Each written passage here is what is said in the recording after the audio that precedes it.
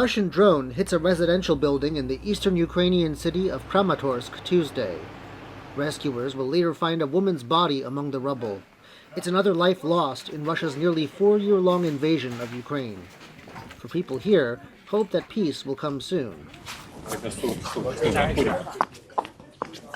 While around 800 kilometers away in Moscow, U.S. President Donald Trump's special envoy to Russia, Steve Witkoff, and Trump's son-in-law, Jared Kushner, have arrived for a meeting with Russian President Vladimir Putin, part of months of efforts by the Trump administration to broker an end to the war.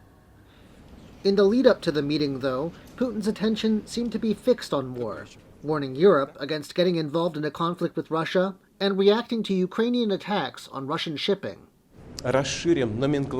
Firstly, we would extend the range of our strikes on vessels and boats entering Ukrainian ports. Secondly, if attacks on Russian tankers continue, we would consider the possibility of retaliatory measures against vessels of those countries that help Ukraine carry out such pirate actions. Before the Moscow meeting, Ukraine's President Volodymyr Zelensky, on a trip to Ireland, said he was somewhat optimistic, but is still skeptical about Putin's intentions. Putin, now he's thinking how to find new reasons not to finish this war. And we count on pressure from the United States and the people of the world. I think so. They are a very strong country. So pleased to see you. But on Tuesday, the long-awaited meeting took place over what a Kremlin aide said was 5 hours.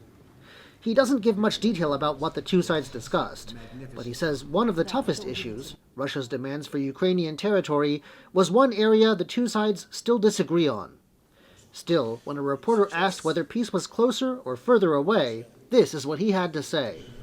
Not further, that's for sure.